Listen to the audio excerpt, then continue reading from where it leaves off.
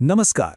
अणूमध्ये विश्व आणि थेंबात सागर या ओळी आपण कधी ना कधी ऐकल्या असतील नाही का? पण याचा खरा अर्थ काय आहे याचा कधी विचार केलाय? आज आपण पंडित श्रीराम शर्मा आचार्य यांच्या दृष्टिकोनातून विज्ञान आणि अध्यात्म यांच्यातला एक अद्भुत संगम पाहणार आहोत. आपण हे शोधणार आहोत की कसं आजचं विज्ञान अध्यात्माने हजारो वर्षांपूर्वी सांगितलेल्या सत्यांना दुजोरा देत आहे. आपल्यापैकी अनेकांना वाटतं की विज्ञान आणि अध्यात्म म्हणजे दोन पूर्णपणे वेगळ्या गोष्टी आहेत, जणू काही नदीचे दोन विरुद्ध किनारे. पण खरंच तसं आहे का की हे दोन्ही मार्ग शेवटी एकाच सत्याकडे पोहोचतात? चला, ह्याच प्रश्नाचं उत्तर आज शोधूया. तर मग आपल्या ह्या प्रवासाची सुरुवात करूया विश्वातल्या सगळ्यात लहान कणापासून, म्हणजेच अणू, आणि दुसरीकडे आहे जीवनाचा आधार म्हणजेच आत्मा. ह्या दोघांमध्ये एक न दिसणारा पण खूप घट्ट आणि अतूट असा धागा आहे. जरा विचार करा, अणूच्या बरोबर मध्यभागी असतो न्यूक्लियस, जो त्याच्या प्रत्येक हालचालीवर नियंत्रण ठेवतो. आता हीच कल्पना आपण स्वतःला लावून बघूया. आपल्या जीवनाचं, आपल्या चेतनेचं कंट्रोल सेंटर काय असेल बरं? तोच आहे आपला आत्मा. हो, आपल्या संपूर्ण अस्तित्वाचा कारभार याच एका अदृश्य केंद्रातून चालतो. म्हणजे गंमत बघा, हा आत्मा अणूसारखा इतका सूक्ष्म आहे की तो आपल्याला साध्या डोळ्यांनी दिसूच शकत नाही, पण त्याचवेळी तो आकाशासारखा सगळीकडे पसरलेला आहे, अमर्याद आहे. आणि हेच दुहेरी स्वरूप अध्यात्माचं मूळ रहस्य आहे. चला, आता अणूंच्या रचनेत जरा अजून खोलवर जाऊया आणि आत्म्याचं रहस्य उलगडूया. कारण एक गोष्ट लक्षात घ्या, आपल्या या अशांत मनाला खरी शांती कुठे मिळेल ना, त्याचं उत्तर याच रचनेमध्ये दडलेलं आहे. अणूच्या केंद्राभोवती इलेक्ट्रॉन सतत फिरत असतो, जणू काही भटकतोय. आता सांगा, आपली अवस्था त्या इलेक्ट्रॉनसारखीच नाहीये का? आपण जीव म्हणून सुख आणि शांतीच्या शोधात या जगात सतत बाहेर भटकत असतो. पण आपलं खरं केंद्र, आपला आत्मा, तो मात्र आतमध्ये पूर्णपणे शांत आणि स्थिर असतो. आणि यातूनच आपल्याला एक खूप मोठा आध्यात्मिक संदेश मिळतो. तो असा की जोपर्यंत आपण त्या इलेक्ट्रॉनसारखं बाहेरच्या जगात भटकत राहू ना, तोपर्यंत अशांती आणि अस्थिरताच वाटणार. खरी, कायम टिकणारी शांती ती फक्त तेव्हाच मिळेल जेव्हा आपण आत वळू, आपल्या केंद्राशी, आपल्या आत्मेशी एकरूप हो. बरं, आतापर्यंत आपण फिजिक्सबद्दल बोललो. आता जरा केमिस्ट्रीकडे वळूया.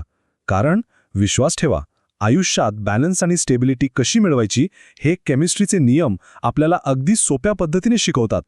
एकदम साधं उदाहरण घेऊया, मिठाचं. आता बघा, सोडियम अस्थिर असतो का? कारण त्याच्याकडे एक इलेक्ट्रॉन जास्त आहे. आणि दुसरीकडे आहे क्लोरीन, त्याला स्थिर व्हायला एका इलेक्ट्रॉनची गरज आहे.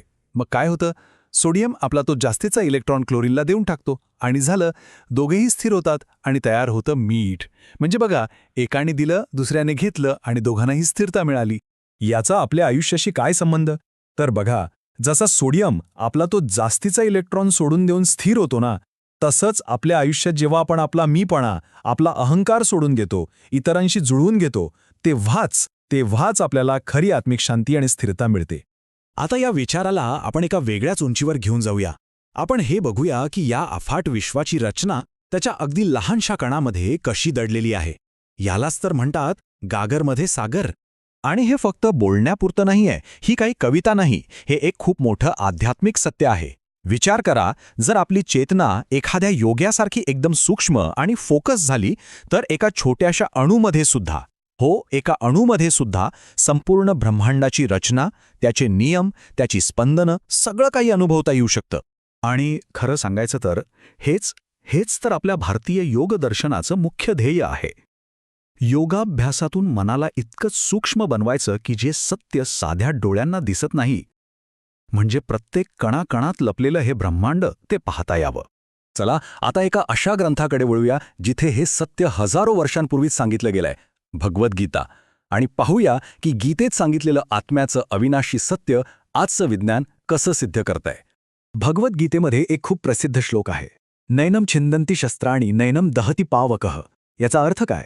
की आत्म्याला शस्त्र कापू शकत नाहीत, अग्नी त्याला जाळू शकत नाही, तो अविनाशी आहे. हे बघा, हजारो वर्षांपूर्वी सांगितलेलं एक गहन सत्य. आणि आश्चर्य म्हणजे आजचं मॉडर्न सायन्स जीवनाच्या बाबतीत अगदी असाच काहीसा अविनाशीपणाचा सिद्धांत सिद्ध करतंय. तुम्हाला माहितीये का, शास्त्रज्ञांना असे काही जीव सापडले आहेत जे अक्षरशः अविनाशी वाटतात. उदाहरणार्थ, ज्वालामुखीच्या उकळत्या पाण्यात जगणारे थर्मोफाइल्स बॅक्टेरिया, किंवा आर्क्टिकच्या गोठवणाऱ्या बर्फात टिकणारे क्रायोफाइल्स. आणि सगळ्यात भारी म्हणजे अणुबॉम्बच्या रेडिएशनमध्ये सुद्धा जिवंत राहणारे डिनोकोकस रेडिओड्युरान्स नावाचे जीवाणू. विचार करा, म्हणजे जीवनशक्ती किती किती अविश्वसनीय आहे, नाही का? आणि हेच आपल्याला अंतिम मुद्द्याकडे आणतं. जसे हे जीव अशक्य वाटणाऱ्या परिस्थितीतही टिकून राहतात, अगदी तसंच अध्यात्म आपल्याला सांगतं की आपला आत्मा अमर आहे, शाश्वत आहे. असं वाटतंय जणू काही विज्ञान आज त्या महान आध्यात्मिक सत्याचीच एक छोटीशी झलक आपल्याला दाखवत आहे. तर मग जाता जाता एक प्रश्न आपण सगळ्यांनी स्वतःला विचारायला हवा. विज्ञान आणि अध्यात्म दोन्ही ज्या एका अविनाशी शक्तीकडे बोट दाखवत आहेत, ती शक्ती आपल्या प्रत्येकाच्या आत आहेच. पण प्रश्न हा आहे की आपण त्या आपल्या आतल्या शक्तीला ओळखलंय का? यावर नक्कीच विचार करा.